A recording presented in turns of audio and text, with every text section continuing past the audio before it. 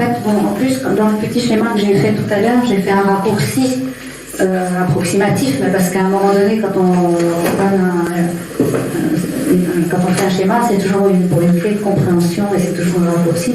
Et en fait, j'ai superposé deux choses, le changement d'air et les énergies des rayons. Et en fait, les énergies des rayons, en fait, il faut voir ça comme un grand tuyau d'orgue, en fait, qui arrive sur la planète. Il y a plein d'énergies différentes qui arrivent.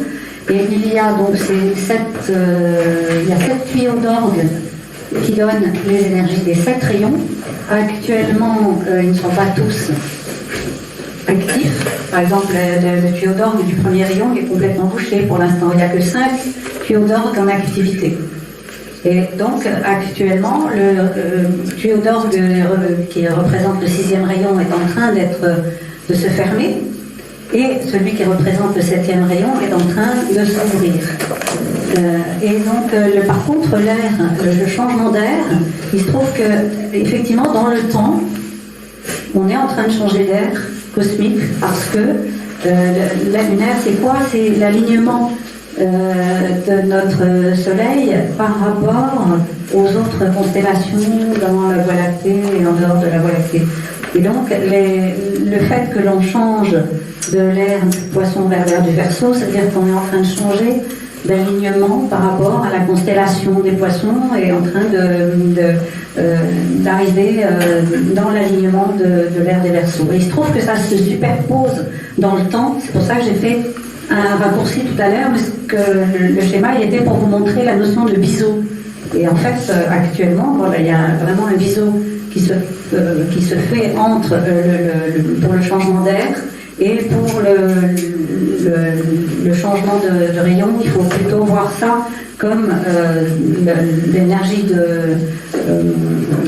majeure, donc pour le fait qu'il y a eu une concomitance entre l'énergie des Poissons et le 6e rayon.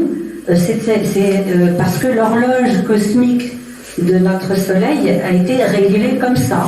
Mais peut-être que dans d'autres soleils, c'est autrement et que de toute façon, ça va être autrement dans quelques millions d'années ou milliers d'années. Simplement, la physique, puisqu'elle fonde sa connaissance sur la matière, au lieu de la fonder sur l'esprit, elle voit les choses à l'envers. Donc elle voit les choses à l'envers, elle croit qu'il y a une explosion de matière à l'extérieur d'un point zéro, alors que c'est l'inverse. C'est une implosion d'amour à l'intérieur de ce point zéro.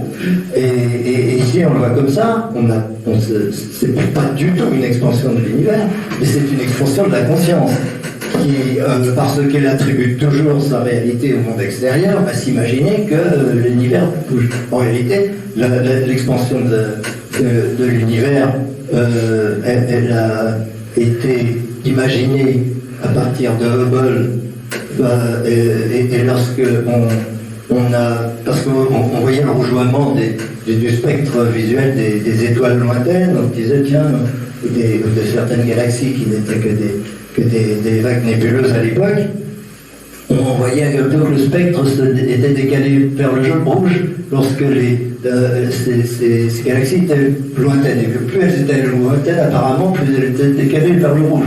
Donc on s'est dit donc il y a un éloignement, parce qu'on interprétait ça en termes d'effet Doppler. L'effet Doppler, une onde, quand elle se rapproche, elle se concentre, donc elle est de plus en plus aiguë, et puis quand elle s'éloigne, elle devient plus grave.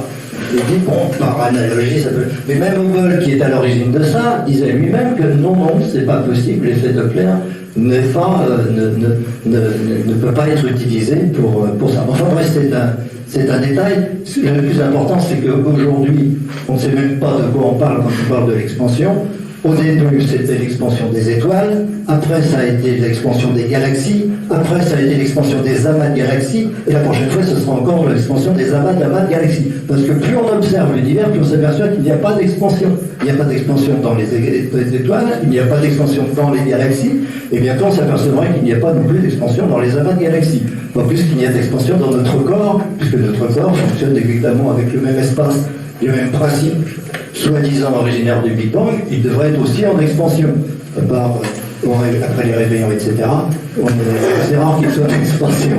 Bref, c'est pas ça la question, c'est pas notre sujet. Mais ça me fait plaisir de me dire 3 mots, et c'est juste pour l'illustration de ça. Pour revenir à notre sujet, le verso, c'est une autre dimension qui est extrêmement importante aujourd'hui, c'est la révélation, l'ère des révélations. On est dans une ère des révélations, et parce que c'est l'ère de la découverte, c'est-à-dire des flashs de conscience. Ça y est, j'ai compris. Comme ça, c'est magique. Et cette ère de révélation, elle se manifeste énormément aujourd'hui de façon accélérée. Et on en a parlé aussi un petit peu tout à l'heure dans une conférence, je crois.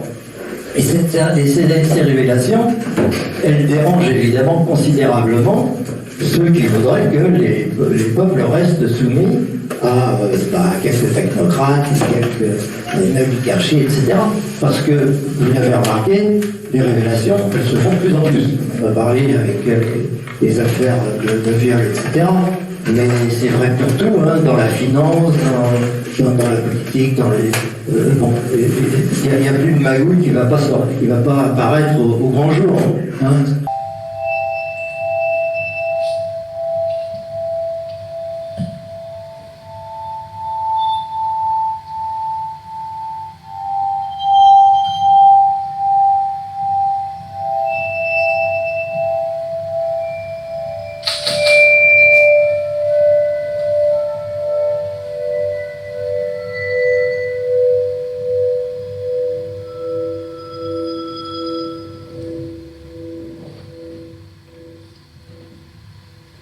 Les femmes se battent depuis quelque temps pour obtenir des droits.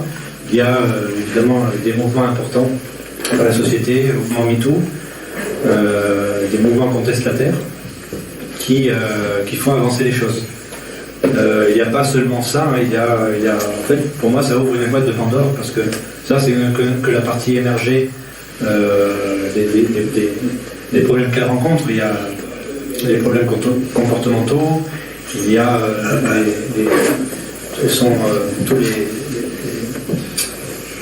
tout ce qu'on ne sait pas encore, en fait, elles sont assaillies verbalement. Il y a des comportements vraiment qui sont... c'est dans l'inconscient collectif, et ça va ressurgir tôt ou tard, comme actuellement sont en train de ressurgir les scandales sexuels dans le sport. Voilà, donc ça va, je pense que ça va continuer de scandale en scandale, parce qu'il y a énormément de choses qui sont tellement ancrées dans les habitudes de la société qu'on n'y pense pas forcément par automatisme, mais quand ça arrive, on dit « Ah ben oui, c'est vrai, finalement, il y a de l'injustice là aussi ». Donc tout cela est en train, je pense, de ressurgir avec l'avènement de l'ère du verso. Et puis j'ai commencé à lire un livre qui s'appelle Le capitalisme tombera de Pierre Trigani, qui parle, lui, en fait, d'archétypes, en fait, qui m'ont, en fait, intéressée par ce que je voulais dire. Grosso modo, il parle de 2 archétypes. Le premier, celui représenté par ce qu'on appelle, ce qu'il dit, le masculin libérateur, dit, en fait, selon lui, incarné par Michael, qui, comme je parle, les personnes le savent que c'est Dieu, c'est comme Dieu. Et donc, ce serait, en fait, l'incarnation de Jésus, donc le soi divin qui serait venu sur terre. Donc, comme vous le savez, il y a ça plus de 2000 ans. Et donc ça, il explique, voilà, ça c'est un premier archétype, le masculin divin. Et puis, il y a le masculin satanique, comme il dit. Donc ça, c'est ce qu'il a appelé le masculin aliénant.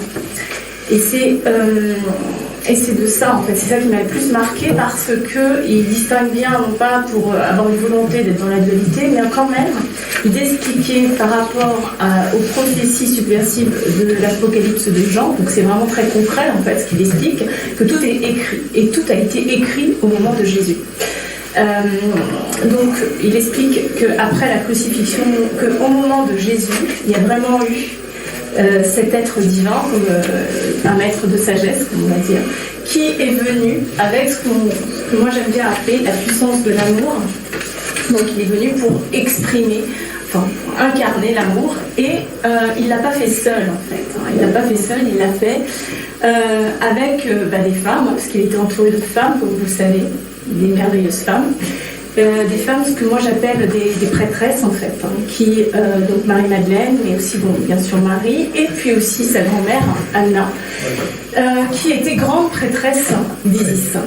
Et ça c'est important parce que, alors pourquoi j'ai appelé le cercle d'Isis? Bon, je passe les détails, mais grosso modo, voilà, j'ai beaucoup été intéressée par ce côté féminin et surtout de ce que j'ai appelé la féminité divine. Et c'est ce qu'il dit en fait aussi Pierre Tregano. Et là, je me suis dit, ah ok, il parle du retour de la féminité divine. Et ça m'a énormément parlé. Voici la première question du quiz au choix multiples. Qu'est-ce que le libre arbitre? A. La liberté de tuer ou de se suicider. B. La liberté de choisir un corps physique ayant 3 bras et 4 jambes. C. Se libérer de ce que nous ne sommes pas pour évoluer.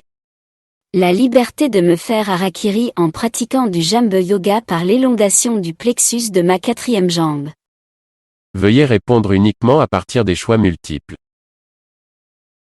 Et il y a aussi beaucoup de management, qu'on appelle le management transversal et non plus le management hiérarchique, hein, c'est-à-dire des notions de projet, hein, qui vont faire, on va dire, il va y avoir le chef de projet qui va qui va manager différents services pour l'aboutissement d'un projet.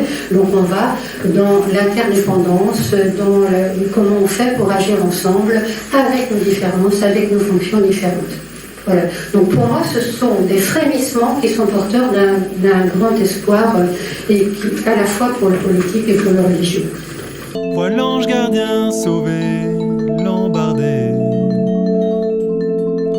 Vois le sourire d'un enfant sculpté par une plume argentée, d'une muse qui éclate de rire. D'une muse qui éclate de rire.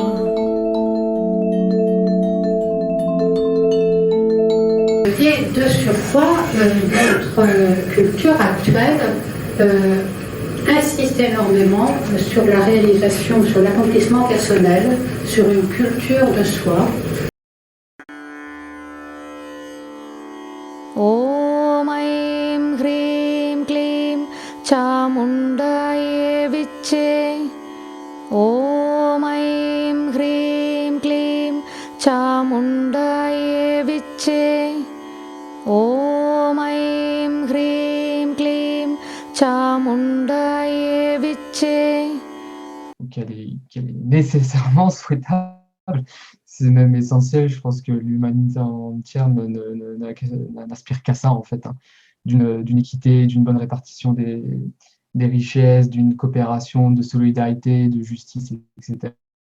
Je pense que ça, moi je pense fondamentalement que l'homme est bon, donc, et que c'est des aspirations qui sont naturelles. Donc oui, effectivement, elle est plus que souhaitable. Maintenant, sous quelle forme et dans quel domaine?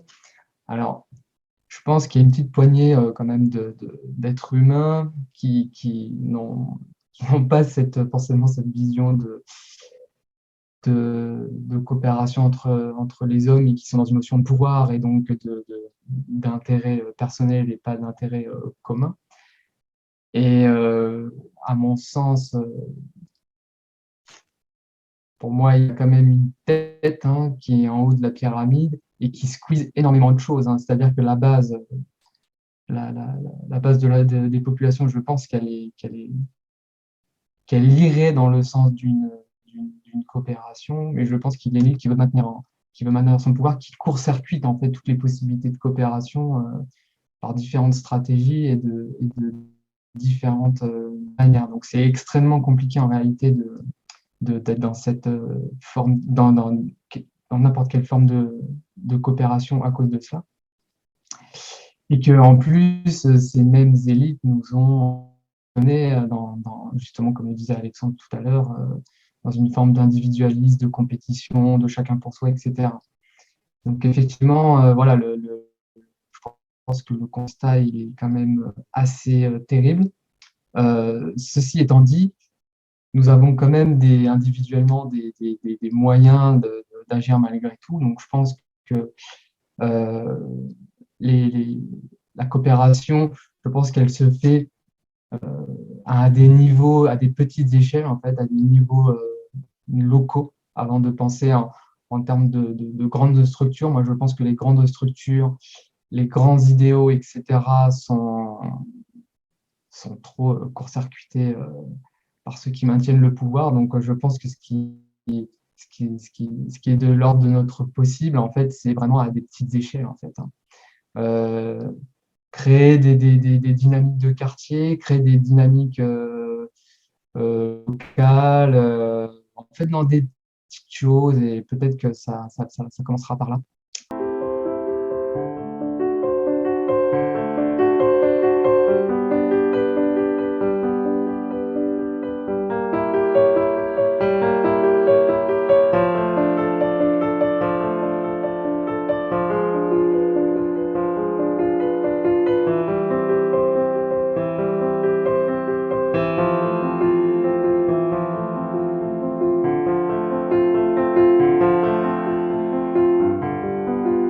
Coopérer avec des opinions différentes ou des positions, des croyances très différentes, c'est évidemment pas facile, c'est un défi.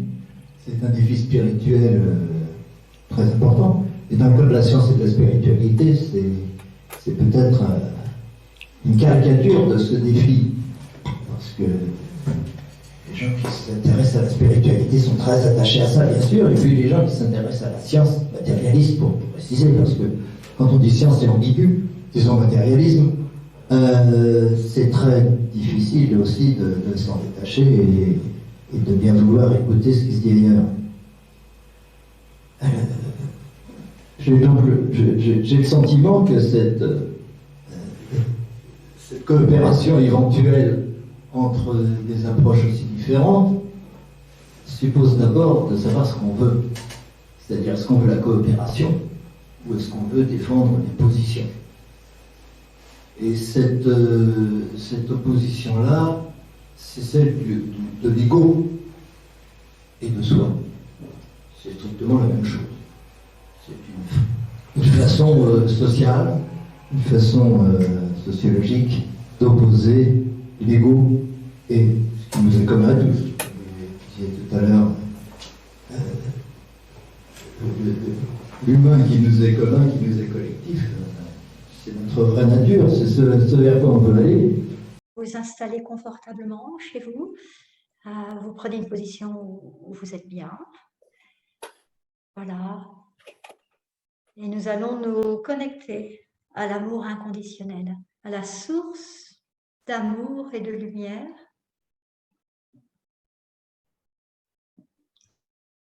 À travers nos guides, à travers nos maîtres, à travers les anges, les archanges, à travers les êtres spirituels les plus élevés.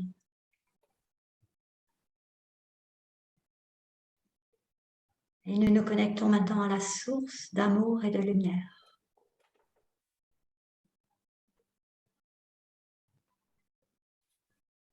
Nous pouvons, si nous le souhaitons, passer une demande, si vous avez envie de recevoir quelque chose pendant ce soin. Vous pouvez fermer les yeux et porter une intention.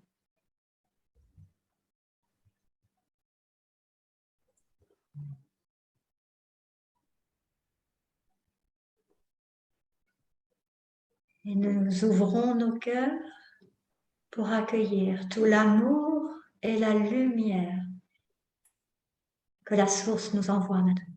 Ouvrons nos cœurs et accueillons.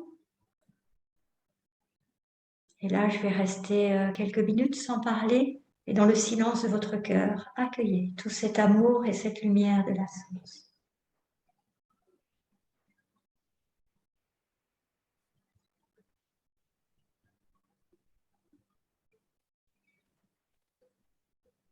Chaque règne de la nature doit progresser jusqu'à une certaine limite avant de franchir, de passer à un règne supérieur de la nature. Eh bien, l'état de maître de sagesse, puisqu'il s'agit d'un état d'être, d'une réalisation spirituelle, eh bien, cet état de maître de sagesse constitue finalement l'aboutissement de notre évolution en tant qu'être humain avant de passer à une évolution supérieure de la conscience.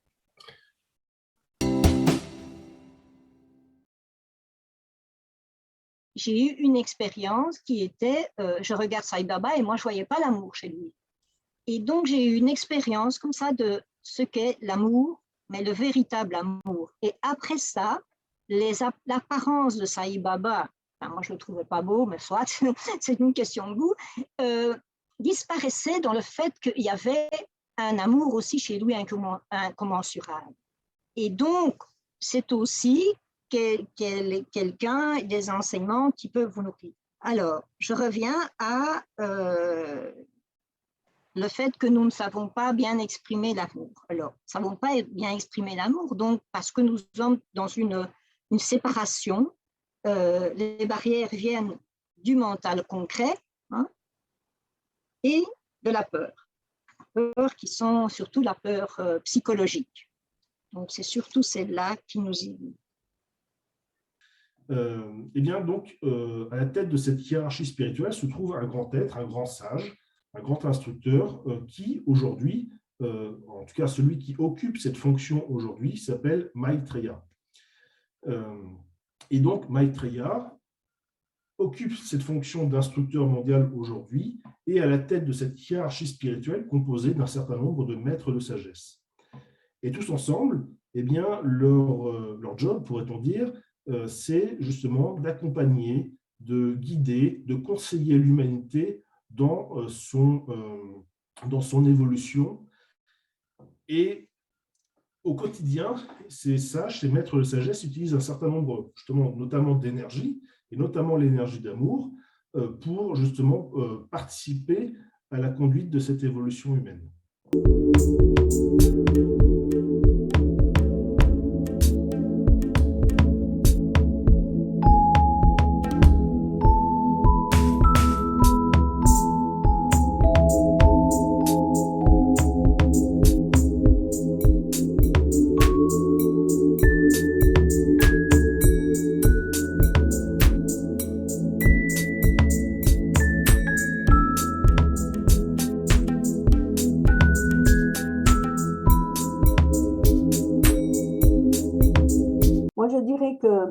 Il ne faut pas imaginer que l'amour, c'est d'être béat et gentil et sage. Pour vivre d'amour, on acquiert une conscience d'amour, chacun d'entre nous, par l'exercice de notre dualité intérieure et donc par je veux dire, par des, Alexandre le disait tout à l'heure, par des épreuves. Acquérir ce type de conscience-là, ça se vit par des épreuves. Donc, pour incarner l'amour et pour vivre cela, il ne faut pas imaginer qu'il faut aller vers des choses calmes et tranquilles et ne jamais vouloir de dissensus. C'est-à-dire que l'amour n'est pas, on l'a vu d'ailleurs, Jésus l'incarnait très très bien, hein, quand il est allé un petit peu brutaliser les marchands du temple, il exprimait de façon extrêmement ferme et sévère des types de comportements nouveaux. Donc, en ce moment, si vous voulez, nos démocraties, depuis l'après-guerre, on a vécu sur des acquis de l'après-guerre, mais démocratiquement, on s'est endormi, on n'a pas défendu les valeurs humaines, on accepte que des réfugiés se noient dans la Manche et qu'on n'aille pas à leur secours, on accepte de brutaliser les êtres humains, et donc je pense que ça passe par des actions absolument radicales et pas par uniquement des bons sentiments.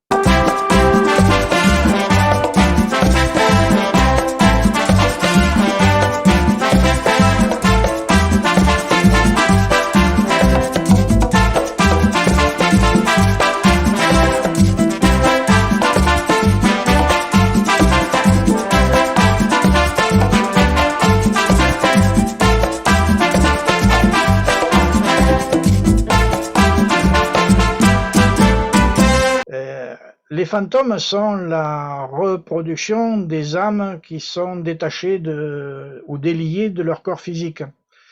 Ça peut se faire aussi avec quelqu'un qui est incarné. Et notamment la nuit, au moment du sommeil paradoxal, les âmes se promènent et vont rencontrer soit des guides qui les amènent dans des conférences pour essayer de leur faire comprendre tout plein de choses.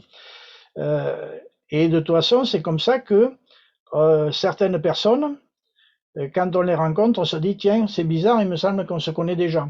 Ou cette pièce-là, il me semble que si j'ouvre ce placard, je trouverai le sel et le poivre.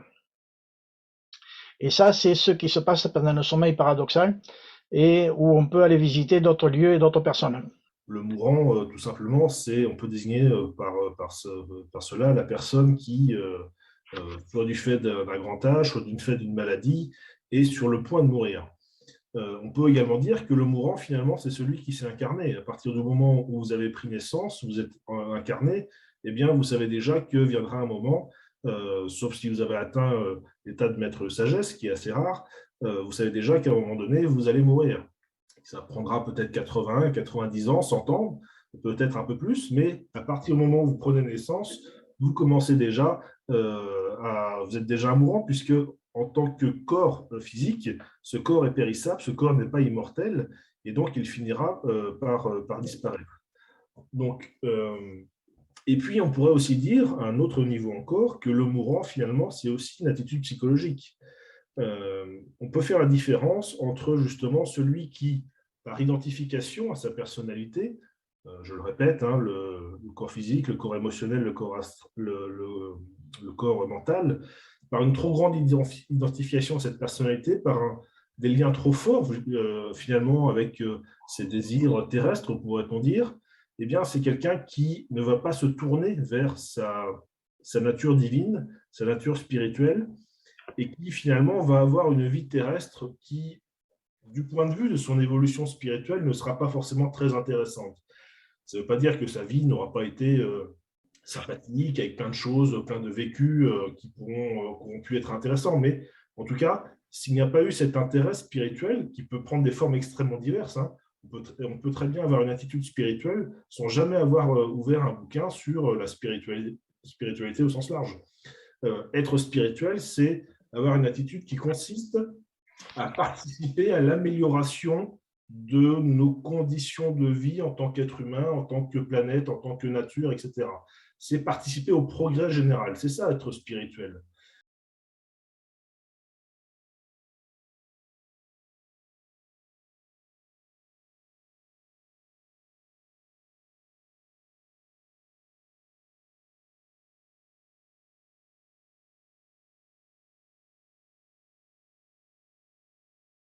C'est la sphère de perception. Quelles sont la perception que nous avons de la planète. La planète est un être vivant qui fait partie d'un autre être vivant qu'on appelle le système solaire, qui fait partie d'une galaxie qui est aussi un être vivant, et ces grands êtres, ils ont des plans d'évolution. Qu'on le veuille ou non, la planète, elle a une idée. Et donc, nous sommes des cellules de cette planète. Et tant qu'on se comporte comme des cellules destructrices, là, on n'a pas vraiment, on n'est pas assez à l'écoute. La situation écologique actuelle montre bien qu'on n'a pas été à l'écoute des besoins de la planète. À partir du moment où je suis en interaction avec l'autre, que je ne suis pas séparée, à un moment donné, il va y avoir cet effet, on peut appeler ça effet miroir. Il y en a maintenant scientifiquement qui parlent de neurones miroirs. Donc, c'est ça. Et je suis aussi formée à la psychogénéalogie. Donc, tout à l'heure, on parlait de mémoire. C'est clair que moi, j'ai accompagné des personnes, puisque si on parle d'exemples, qui avaient des fidélités familiales, ou ça pouvait être de vie antérieure, ou même si on ne croit pas à ça, juste de la mémoire familiale, hein, de ce qu'on porte de la famille, qui faisait qu'en fait, elles s'approprient quelque chose qui ne leur appartient pas, et à un moment donné, la possibilité d'accompagner ces personnes là où elles sont, c'est de les amener à conscientiser qu'elles sont en résonance ou en fidélité avec ces espaces-là, et que du coup, ce qui les empêche d'avancer ce qui les bloque en fait dans leur recherche ou dans leur mal-être, c'est de pouvoir en fait se détacher et de conscientiser que c'est ça qui les empêche d'avancer.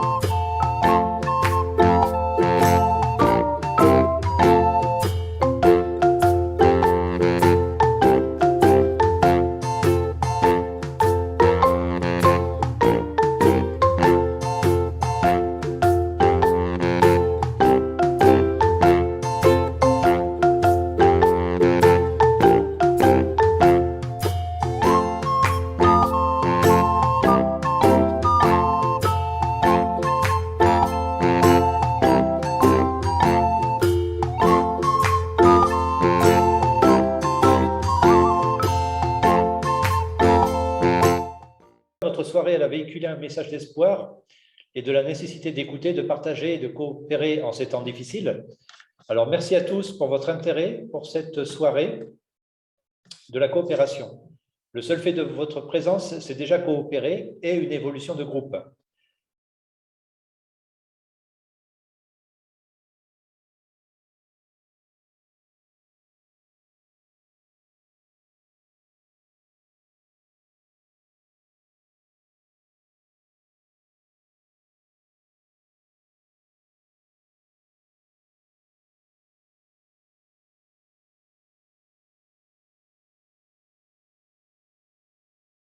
Pour rester informé de nos prochaines activités, rendez-vous sur coopérationetpartage.org dans l'onglet Contact, Nous suivre, tapez votre nom ainsi que votre adresse mail